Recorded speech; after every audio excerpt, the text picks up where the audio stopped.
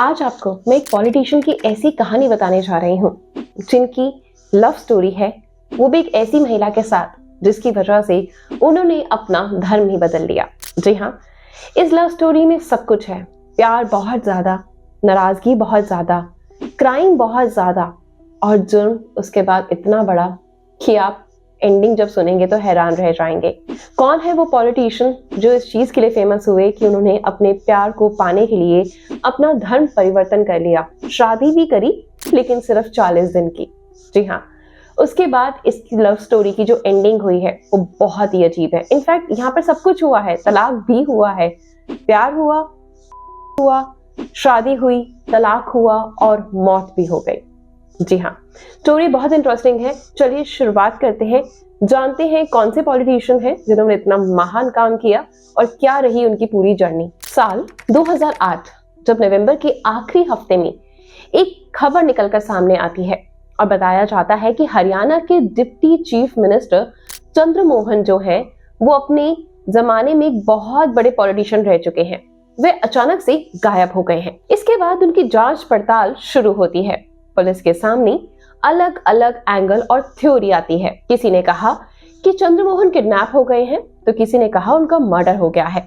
इसी तरह छानबीन में कई दिन बीत जाते हैं लेकिन चंद्रमोहन के बारे में पुलिस को कुछ पता नहीं चलता, क्योंकि एक जाने माने पॉलिटिशियन या यूं कहें कि एक चीफ मिनिस्टर जो थे, इस वजह से घर वालों के साथ साथ हरियाणा सरकार भी परेशान हो जाती है कि आखिर चंद्रमोहन कहाँ गए। इस दौरान दिसंबर का महीना भी आ जाता है और एक दिन चंद्रमोहन जी एक महिला के साथ हरियाणा वापस आ जाते हैं और उनको देखकर ये खबर आग की तरह फैलती है, क्योंकि इसके बाद जो स्टोरी शुरू होने वाली है वो किसी ने भी सोची नहीं थी। इसके बाद चंद्रमोहन जी खुद मीडिया के सामने आते हैं कुछ दिन बाद और बताते हैं कि वो कहीं भी गायब नहीं हुए थे, उनका किडनैप नहीं हुआ था, बल्कि वो प्यार में थे और किसी से बहुत ज्यादा प्यार करने की वजह से ही उन्होंने इस्लाम धर्म कबूल कर लिया था।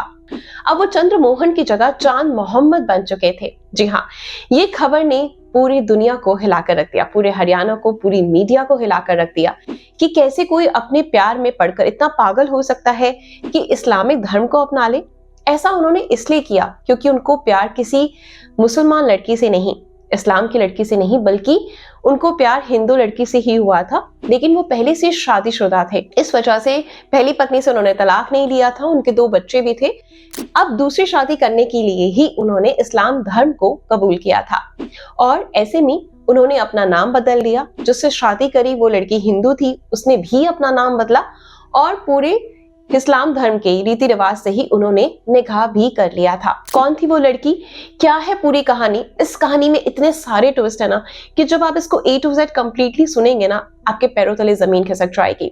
जैसा आपको मैंने स्टार्टिंग में बताया, इस कहानी में प्यार भी है, शादी भी है, धोखा भी है और साथ ही साथ डाइवोर्स भी है। और इसके बाद लास्ट जो है, जो सबको हैरान कर देती है, वो है मौत।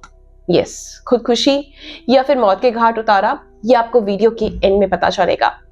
तो कहानी जो है वो पूरी सस्पेंस से भरी है। तो चलिए आगे बढ़ते हैं इस कहानी में। अगर अभी तक आपने हमारे चैनल को सब्सक्राइब नहीं करा तो फटाफट से हमारे चैनल को सब्सक्राइब करें, वीडियो को लाइक और शेयर जरूर करें। उन्होंने जिस लड़की से शादी करी थी यानी निकाह किया था, वो लड़की जो है उसका नाम अनुराधा बाली था, जो पंजाब और हरियाणा के उच्च न्यायालय में पेशे से वकील थी और नवंबर से ही चंद्रमोहन के साथ गायब थी। लेकिन अनुराधा पर लोगों का इतना ध्यान नहीं गया। जब ये दोनों साथ में मीडिया के सामने आए, इस बात को ऐलान किया कि इन दोनों ने मुस्लिम रीति रिवाज से शादी कर ली और अनुराधा का नाम अब फिजा और चंद्रमोहन जी का नाम अब चांद मोहम्मद हो गया। ये सुनने के बाद मीडिया के साथ साथ पूरा हरियाणा, जैसे मैंने कहा, पूरा हिल चुका था, क्योंकि चंद्रमोहन पहले से शादीशुदा थे, उनके 2 बच्चे थे। ऐसे में सबसे ज्यादा जो झटका था वो उनके परिवार के लिए था। 2 दिसंबर को चंडीगढ़ की एक मस्जिद में मुस्लिम धर्म के रीति रिवाज को फॉलो करते हुए उन्होंने निकाह कर लिया था।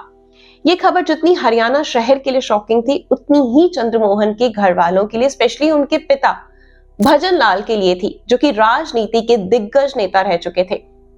उन्होंने इस रिश्ते को मानने से साफ इनकार कर दिया, क्योंकि घर में पहले से ही एक बहू और 2 बच्चे मौजूद थे। इतना ही नहीं, उन्होंने चंद्रमोहन को पारिवारिक और राजनीतिक विरासत से भी बेदखल कर दिया। पहली पत्नी को तलाक दिए बिना दूसरी शादी करने से मानो चंद्रमोहन की जिंदगी में बहुत बड़ा भूचाल आया।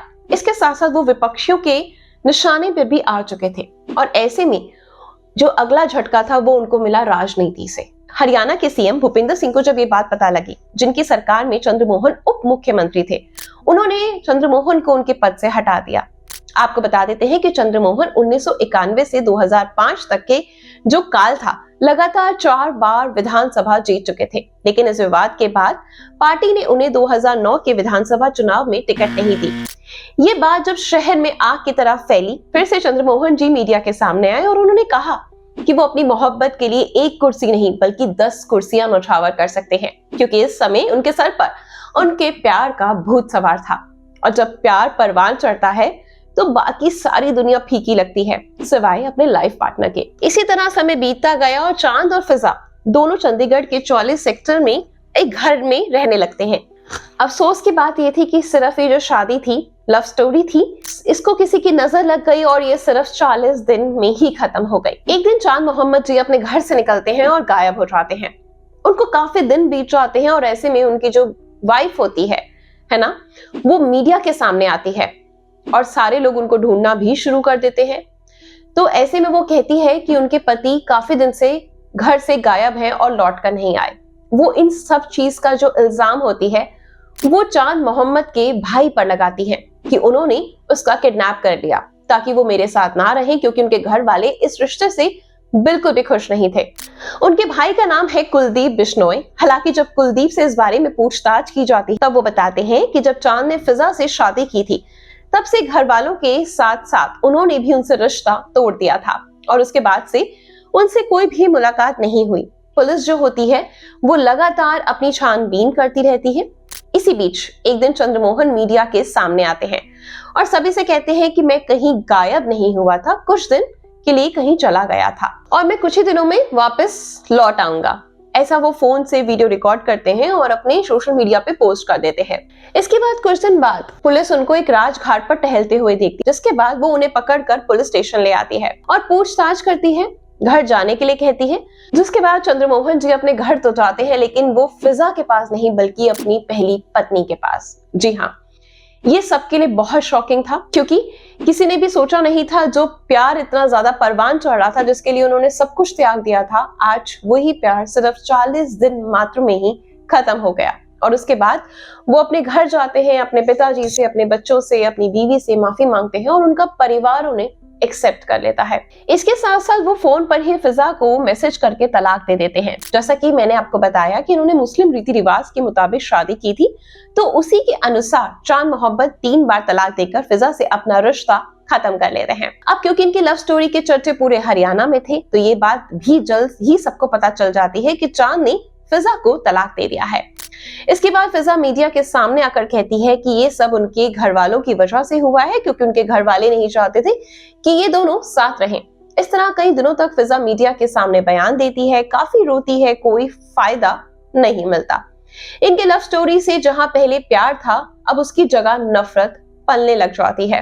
हालांकि फिजा अभी भी उसी घर में रहती है जहां उन्होंने चांद के साथ अपनी शादीशुदा जिंदगी के 40 दिन बिताए थे। फिजा नफरत की आग में इस कदर झुलस रही थी कि वह एक दिन मीडिया के सामने आकर ऐलान करती है कि अब राजनीति में वो उतरेगी, जहां से भी चंद्रमोहन चुनाव लड़ेंगे वो उनके खिलाफ चुनाव लड़ेगी। पर उन्हें ये मौका नहीं मिल पाता। इसी तरह अब साल 2012 आ जाता है और इन दोनों के रिश्ते में अब तक बहुत ज्यादा कड़वाड़ घुल चुकी थी। चंद्रमोहन का कहना था कि उन्होंने कानूनी तौर पर फिजा को डाइवोर्स दे दिया है, जिसके बाद इन दोनों ने एक समझौता होता है, दोनों अपनी अपनी जिंदगी जीने लगते हैं, सब कुछ नॉर्मल हो जाता है। लेकिन अब दिन आता है 6 अगस्त 2012 को, जब फिजा के चाचा सतपाल उनके घर यानी चंडीगढ़ सेक्टर 44 में पहुंचते हैं और वहां का नजारा देखकर उनके पैरों तले जमीन खिसक जाती है। जो फिजा के चाचा होते हैं सतपाल जी, फिजा अक्सर उनसे बात करती होती है काफी समय से और अपनी रोजाना जिंदगी में जो भी चलता है वो सारी डिटेल्स अपने चाचा के साथ शेयर करती होती है। लेकिन 1 अगस्त से उसके चाचा कई बार फिजा को फोन लगाते हैं, क्योंकि कई दिनों से फिजा से बात नहीं हो पाती। अब ऐसे में फिजा फोन नहीं उठाती तो चाचा सोचते हैं क्यों ना उसके घर जाकर देखा जाए, और जब घर जाते हैं तो वो कई बार नॉक करते हैं लेकिन दरवाजा कोई नहीं खोलता। काफी बार जोर से झटके से खोलने के ट्राई भी करते हैं, लेकिन अंदर से लॉक होने की वजह से दरवाजा खुल नहीं पाता। आस पड़ोस वालों से पूछते हैं कि क्या आपने फिजा को देखा, कहीं गई हैं वो? तो वो कहते हैं हमने भी बहुत दिनों से नहीं देखा और अजीब सी महक लेकिन इस घर से बहुत आ रही है। अब ये बात सुनकर सतपाल जी का यानी उसके चाचा का काफी ज्यादा दिमाग घूमने लगता है। अब वो पुलिस को फोन करते हैं और दरवाजा तोड़ा जाता है और बाकी के सब लोग जब उस रूम में एंटर करते हैं तो हर कोई उस मंजर को देखकर दंग रह जाता है। वो जैसे ही देखते हैं तो फिजा की लाश पड़ी हुई थी, सारा सामान अपनी जगह पर था, कुछ भी ऐसा नहीं कि खोया हुआ था, केवल एक शराब की बोतल थी, आधी खाली थी और एक सिगरेट का पैकेट रखा था। फिजा की लाश को देखने के बाद साफ पता चल रहा था कि करीब 4 से 5 दिन पुरानी है, इसलिए पुलिस जो होती है फौरन इसे पोस्टमार्टम के लिए भेजती है। अभी सबको पता चल जाता है कि फिजा की मौत हो गई है। इधर इन्वेस्टिगेशन में पुलिस के सामने 3 एंगल आते हैं। पहला कि फिजा का मर्डर है, दूसरा ये नेचुरल डेथ है, तीसरा कि उसने सुसाइड करा है। अब मर्डर के एंगल को देखते हुए सीधा चंद्रमोहन जी को गिरफ्तार किया जाता है और फर्दर उनसे इस केस के बारे में डिटेल्स लेनी स्टार्ट कर दी जाती है, यानी पूछताछ शुरू हो जाती है। क्योंकि उनका कनेक्शन यानी फिजा का कनेक्शन सिर्फ चंद्रमोहन जी से था, इसलिए सबसे पहले पुलिस का जो शक की सुई होती है वो सीधा चंद्रमोहन जी पर ही अटकती है। इधर ज्योति पुलिस फोन चेक करती है जिसमें पता चलता है कि चंद्रमोहन से उसका कोई भी कांटेक्ट वैसे काफी दिनों से नहीं हुआ है, उसके घर में उनका आना जाना भी बंद हो रखा है। इसके बाद पुलिस फिजा के घर की तलाशी लेती है जहां से उन्हें करीब 92 लाख कैश मिलता है और 2.5 किलो सोने के जेवर और 1 किलो चांदी का जेवर मिलता है जिसकी कीमत करोड़ों में थी। हालांकि फिजा का कोई काम नहीं करती थी, ना ही उसकी कोई फैमिली से कोई सपोर्ट था, कनेक्शन था, इतनी अमीर भी नहीं थी, इतने पैसे उसके पास जमा हो। ऐसे में पुलिस को यही लगता है कि उसने शायद ये पैसे इलीगल तरीके से कमाए होंगे, क्योंकि नोट का कुछ बंडल थे जिसपे फोन नंबर्स भी लिखे थे। इसी सिलसिले में जब पुलिस ने फिजा के फोन का रिकॉर्ड चेक करा, उसके व्हाट्सएप को देखा तो पता चला कि कई अमीर हस्तियों के साथ उसके कॉन्टैक्ट थे, जिससे वह उसने अपनी जान खुद ली, क्योंकि उसके शरीर में अमोनियम फास्फोइड मिला था जो आमतौर पर चूहे मारने वाली दवा में पाया जाता है और इसकी शीशी भी पुलिस को उसके रूम में बरामद हुई थी। आपको बता देते हैं कि जो इसकी रिपोर्ट आई थी यानी पोस्टमार्टम की जब रिपोर्ट आई थी, केवल एक डॉक्टर नहीं बल्कि 2-3 डॉक्टर ने चेक किया था। साथ ही इसे बताया गया था कि अमोनियम फास्फोड को जो है अल्कोहल के साथ लिया गया, इसकी वजह से वो ज्यादा खतरनाक बन गया और फिजा की मौत हो गई। पुलिस को कमरे में से कोई भी लेटर नहीं मिला, इसलिए पुलिस ने इस केस को खुदकुशी मान लिया, हमेशा के लिए केस बंद कर दिया गया और इस तरह साल 2008 में शुरू हुई इस लव स्टोरी का दर्दनाक एंड हो गया। कहना गलत नहीं होगा कि इनकी लव स्टोरी दोस्तों बहुत ही कम वक्त की थी, यानी 2008 में शुरू हुई और 2009 में खत्म हो गई। वहीं इनकी शादीशुदा जिंदगी में मात्र 40 दिन तक ही चली, लेकिन 40 दिनों में इन्होंने प्यार से लेकर नफरत तक का सफर तय किया। इनकी लव स्टोरी में सब कुछ था, प्यार, शादी, नफरत, तलाक और मौत। वही फिजा जो जरा जरा बात पर मीडिया को बुला लिया करती थी, मीडिया में अपने पर्सनल लाइफ से जुड़ी हर एक बात का अपडेशन देती थी, जिन्हें मीडिया भी चटकारे लेकर सुनती और पब्लिश करती थी, टीवी पर दिखाती थी। फिजा की मौत ऐसी खामोशी और गुमनाम तरीके से होगी ये किसी को नहीं पता था। करीब 5 दिनों तक फिजा की लाश कमरे में सड़ती रही और ना जाने कितने दिन तक सड़ती रही, लेकिन अच्छा हुआ कि उसके चाचा सतपाल उसे घर पहुंच गए और उन्होंने घर का दरवाजा अंदर से बंद पाया, जिसके बाद खुलवाया गया बदबू के रहते तो पता चला कि फिजा मर चुकी है। कहा जाता है कि फिजा के शरीर में कीड़े पड़ चुके थे, क्योंकि अगस्त के महीने में उसकी मौत हुई थी और आपको पता है कि अगस्त का महीना कितना गर्म होता है। अंदर जब था तो कोई फैन भी ऑन नहीं था, कोई एसी भी नहीं था, जिसकी वजह से बहुत ज्यादा गर्मी पैदा हो गई थी और का जो बॉडी थी वो सड़ने लगी थी और उस टाइम उसमें बहुत ज्यादा कीड़े पड़ चुके थे, जिसकी वजह से बदबू बहुत तेजी से फैल रही थी।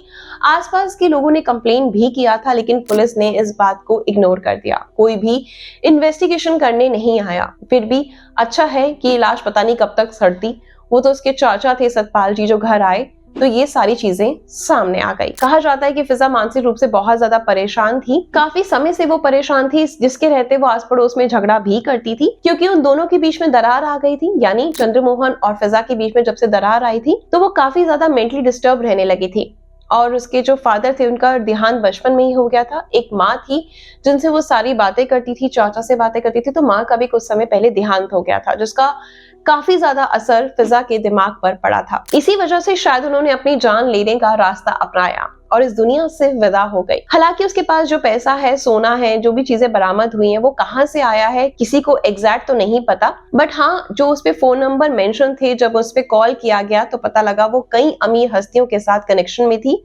जिसके जरिए उसको इतने सारे पैसे मिलते थे। कुछ प्रॉपर्टी के पेपर्स भी मिले हैं। अब ये बता देते हैं कि आपको फिजा इस दुनिया में मौजूद तो नहीं है। वहीं दूसरी तरफ चांद दोबारा चंद्रमोहन बन गए हैं और अपने परिवार यानी अपनी पहली पत्नी और 2 बच्चों के साथ हंसी खुशी अपनी जिंदगी बिता रहे हैं।